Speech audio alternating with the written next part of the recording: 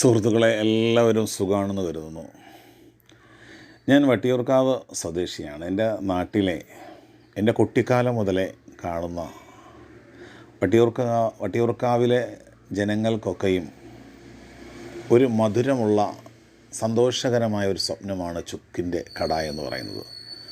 സാമൂഹ്യ മാധ്യമങ്ങളിലൂടെ ധാരാളം പേർ അത് കാണുകയും കേൾക്കുകയും വളരെ ദൂരത്തിൽ നിന്നൊക്കെ യാത്ര ചെയ്തു വന്ന് ആ ചെറിയ കടയുടെ മധുരവും സുഗന്ധവും ആസ്വദിച്ചിട്ടുള്ളവരാണ്. ഏകദേശം 90 വർഷക്കാലം പ്രവർത്തിച്ചിരുന്ന ഇപ്പം നടത്തുന്ന അദ്ദേഹത്തിൻ്റെ പിതാവ് വർഷങ്ങളോളം ഒരുപാട് മനുഷ്യർ, വിശക്കുന്ന മനുഷ്യർക്ക് അവരുടെ കൈവശമുള്ള ചില്ലറ തുട്ടുകൾ കൊണ്ട് വയറ് നിറയ്ക്കാൻ കഴിയുന്ന, വിശപ്പ് മാറ്റാൻ കഴിയുന്ന ഒരു നന്മ നിറഞ്ഞ ഒരു പിതാവിൻ്റെ പാരമ്പര്യ കച്ചവടമായിരുന്നു. നമ്മുടെ നാടിൻ്റെ വട്ടിയൂർക്കാവിൻ്റെ വികസനത്തെ തുടർന്ന്, അത് പൊളിച്ചു മാറ്റുന്നതിനെ തുടർന്ന് ഇന്ന് രാവിലെ ഞാൻ യാത്ര കഴിഞ്ഞ് മടങ്ങി വരുമ്പോൾ അതിൻ്റെ വാതിലുകൾ പൂട്ടിപ്പെട്ടിരിക്കുന്നു.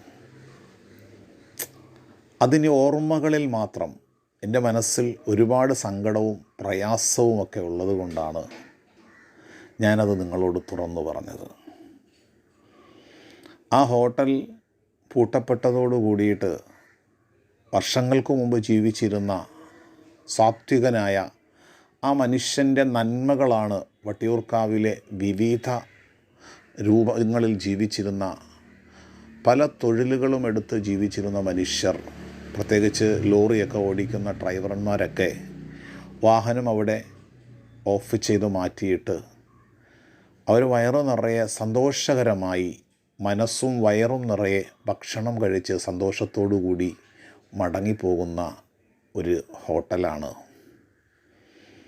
അദ്ദേഹം മരണപ്പെട്ടിട്ട് 10-30 വർഷമൊക്കെ ഓണർ മരണപ്പെട്ടിട്ടായിട്ടുണ്ടെങ്കിലും ഇന്നും അദ്ദേഹത്തിൻ്റെ ആ നന്മകൾ നിലനിൽക്കുന്നുണ്ട്. നമുക്കൊക്കെയും മാതൃകയാണ്. പലരും പലതരത്തിലുള്ള കച്ചവടവും വ്യാപാരമൊക്കെ നടത്തുന്നുണ്ട്, ലാഭം മാത്രം. അവിടുത്തെ ചായയാണെങ്കിൽ പോലും അതിലും ഏറ്റവും ക്വാളിറ്റിയുള്ള തേയിലയാണ് ഉപയോഗിക്കുന്നത്. അതുപോലെ അവിടുത്തെ ഭക്ഷ്യവസ്തുക്കൾ ലാഭം മാത്രമല്ല, മനുഷ്യരുടെ ആരോഗ്യവും ഒക്കെ സുരക്ഷിതത്വം ഒക്കെ കാണുന്ന ഒരു നന്മ തുറഞ്ഞ മനുഷ്യൻ്റെ പിൻഗാമിയായി ഇന്നലെ വരെ പ്രവർത്തിച്ചിരുന്ന ആ ഹോട്ടൽ ഇന്ന് പൂട്ടപ്പെട്ടത് കണ്ടപ്പോൾ മനസ്സിൽ ധാരാളം വിഷമവും ദുഃഖവും പ്രയാസവും ഒക്കെയുണ്ട്. എന്തായാലും അതവിടെ നിന്ന് നീക്കിയാൽ വട്ടിയൂർക്കാവിൻ്റെ മറ്റേതെങ്കിലും ഒരു ഭാഗത്ത് അതുപോലത്തെ ഒരു ഹോട്ടൽ വരട്ടെ എന്നാഗ്രഹിക്കുന്നു, ആശംസിക്കുന്നു. നമ്മളിവിടെ ജീവിച്ചിരിക്കുമ്പോൾ എന്തെങ്കിലുമൊക്കെ ബാക്കിയാക്കി പിന്നീട് വരുന്ന ജനങ്ങൾ നമ്മെ ഓർക്കുന്ന, നന്മകൾ പകർന്നു നൽകുന്ന എന്തെങ്കിലുമൊക്കെ അവശേഷിച്ച് മടങ്ങാൻ ദൈവം നമ്മെ അനുഗ്രഹിക്കട്ടെ. നന്ദി, നമസ്കാരം.